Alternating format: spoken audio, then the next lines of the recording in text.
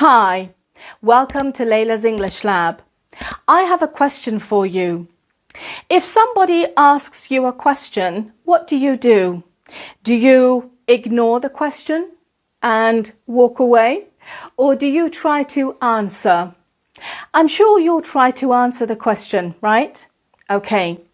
What if you ask a question, but you don't get your answer? It's very irritating, isn't it? Irritating. It's very annoying. What's worse is if you write a letter and you request information and you don't get a reply. That's even more irritating. You might have written a letter to your bank, to your employer, and you haven't received a response. What do we do? In this lesson, we're going to learn how to write a follow-up request letter. A follow-up request letter means I wrote a letter to you before, I made a request, I didn't get an answer. You didn't answer me, so I am writing to you again for the second time and I am repeating my request. That's called a follow-up request letter. In this lesson, I'm going to teach you step by step how to write a follow-up request letter. And as always, we're going to look at some good vocabulary and we're going to work on pronunciation as well. So stay with me until the end of this video.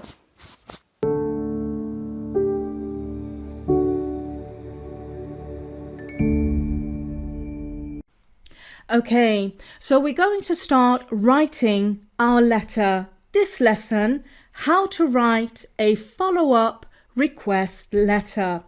Okay, when would you write a follow-up request letter? Why would we use this?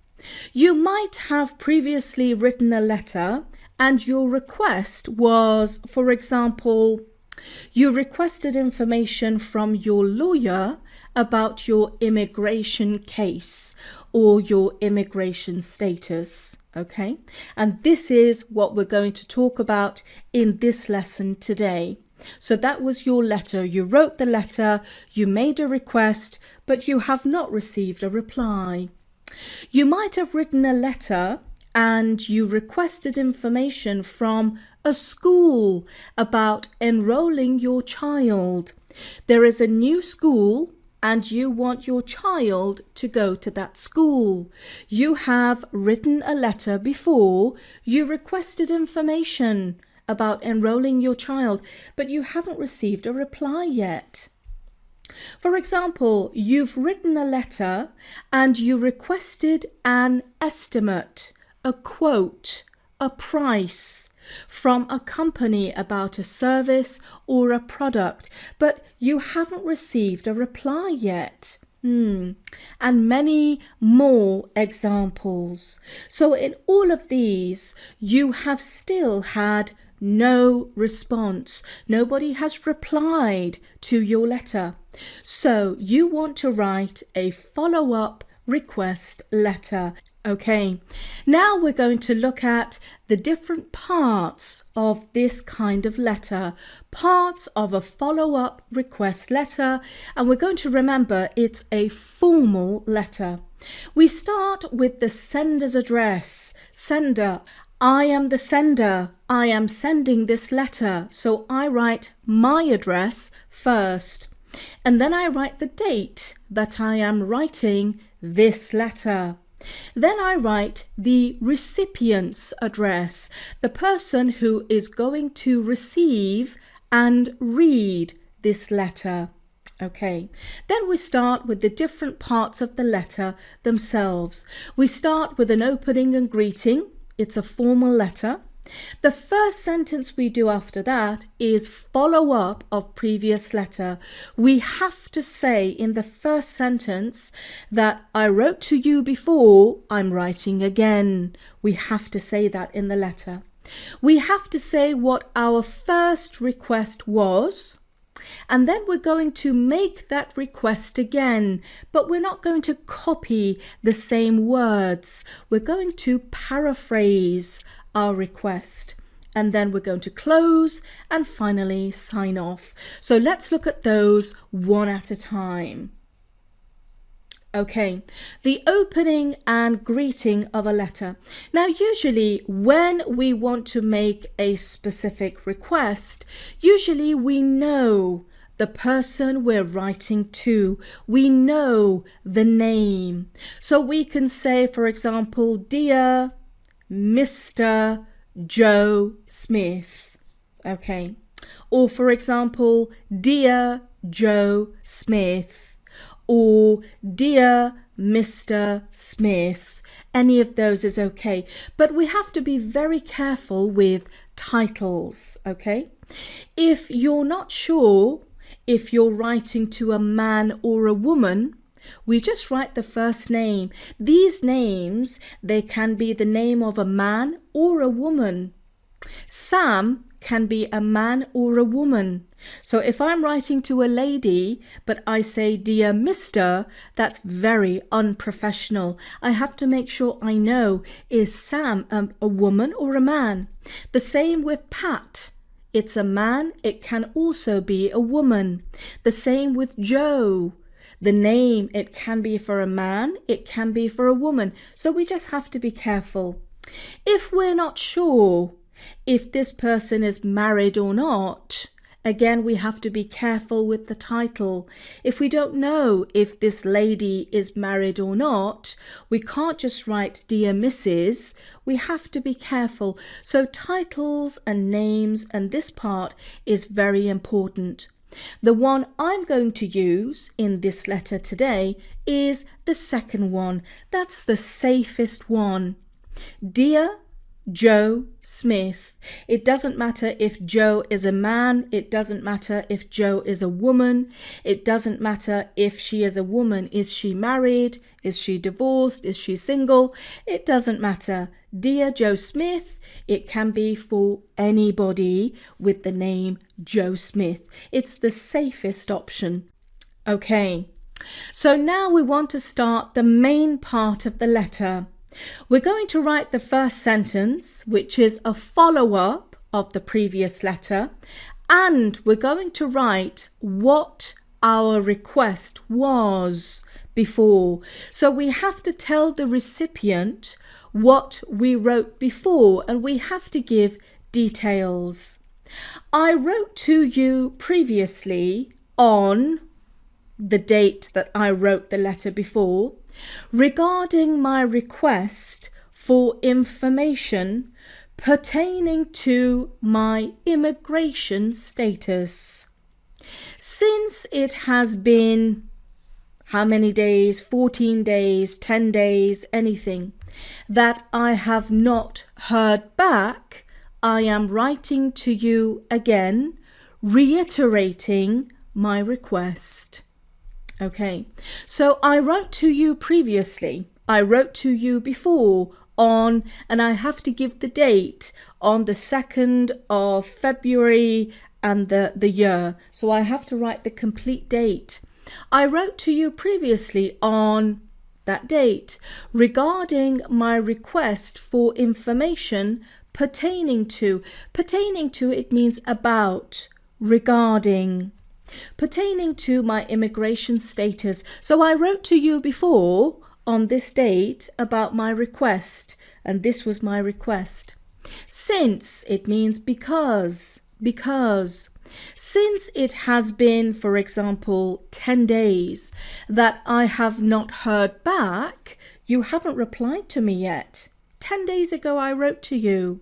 Since it has been 10 days that I have not heard back, I am writing to you again, reiterating my request. Reiterating, it means I said something before, I have to repeat it again because last time I didn't get an answer, so I have to say it again, and I want you to pay attention. That's called reiterating, reiterating, reiterating, reiterating. Okay. I wrote to you previously on 2nd of February 2022 regarding my request for information pertaining to my immigration status, or whatever that you wrote about in your email before. Since it has been 10 days that I have not heard back, I am writing to you again, reiterating my request. Okay, so I've told them in the first sentence, I wrote to you before, you didn't answer me, so I have to write again. Okay. This part of the letter, we state the request again, but we can't copy or repeat the request exactly the same as before. We have to change the words this time. So my request, whatever my request is, I have to reword it. I have to paraphrase it. I can't use the same words. Okay. What was my request before in my previous email? This is not part of your letter. I'm just telling you, this is not part of your letter. What was my request before? In my previous letter, I wrote, I would like information regarding my immigration status. I am hoping to apply for work, a driving license, and other such types of jobs. Okay, so this is what I wrote in my letter before. Nobody answered me, so I have to write a letter again, and I'm doing that now. Follow-up request letter. When I want to write my request, this is how I paraphrase. So I can't use exactly the same sentences. This request, I have to change it so the words are a little bit different. As I mentioned in my previous letter, I am eager to know where we are up to as far as my immigration status is concerned. As I am currently unemployed, I would like to get the ball rolling and start looking for work. Okay, so this part is what I am going to write in my letter. It means I told you before in my letter, I am eager to know what we're doing. Where are we up to? I want to know information about my immigration case. Yeah, I want to know where we are up to as far as my immigration status is concerned. As far as something is concerned, it means about. I want to know about my immigration. As it means because or since. Because I am currently unemployed, I'm not working, I would like to get the ball rolling. I want to start the process. This is an idiom. I would like to start the process. I'm unemployed. I want to know, can I apply for work? What is my immigration status? I would like to get the ball rolling to start the process and start looking for work. So in my previous letter, I wrote this part. In today's letter, I have to write it in a different way. Okay, the same request, but I'm changing the words. Lovely. So I've written the first part. I have written the follow-up, I've written the request. Now I need to close my letter. In this part of the letter, we need to thank the recipient and close. I would like to take this opportunity to thank you for the work you do, and I hope to hear from you very soon. I am sure you can appreciate my predicament. Okay, so thank you for what you do, your help, you're helping me. Thank you very much. I hope to hear from you very soon. I am sure you can appreciate, I'm sure you can understand my predicament, my problem, my issue, my difficulty. I don't know my immigration status. I don't know. Can I go and apply for work? Can I look for work, or do I still have to wait? I want information. That's my predicament. That's my problem.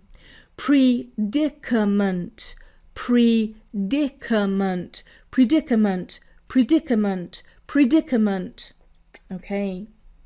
Should you need any further information or documentation, we had this before. It means if you need any further information.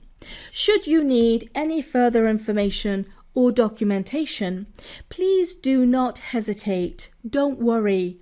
Do not hesitate to contact me. I can be reached at, I give my email address, or on, and I give my phone number. So if you need any extra information from me, you can contact me. And that's how I close my letter. Very polite. Okay? And finally, sign off. Because we know who we're writing to, at the very beginning, for example, we said, Dear Joe Smith. I know the name of the person I'm writing to. Because we know who we're writing to, we end the letter with any one of these, whichever one you want.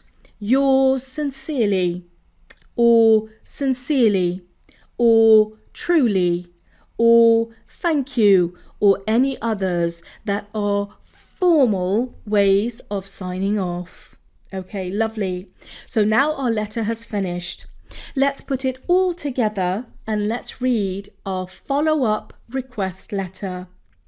Dear Joe Smith, I wrote to you previously on 2nd of February 2022 regarding my request for information pertaining to my immigration status.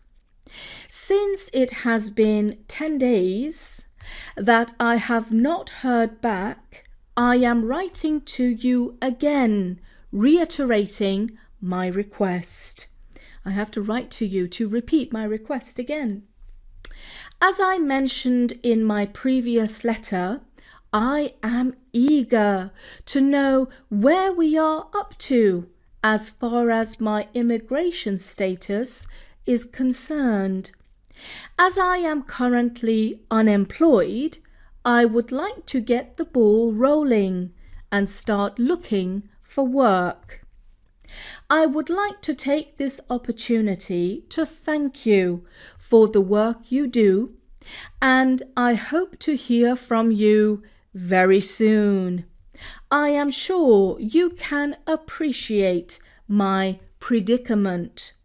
Should you need any further information or documentation, please do not hesitate to contact me. I can be reached at my email address or on my phone number. Sincerely, and I write my complete and full name. Lovely. That's the end of the letter for today. I hope you found this letter useful. If you can, go over the lesson again, look at the vocabulary, look at the different parts of the letter, what we write and how we write it, okay? In the comment section below, tell me if you found this lesson useful, and also if there's any other type of letter you'd like me to teach in another lesson. Thanks for watching.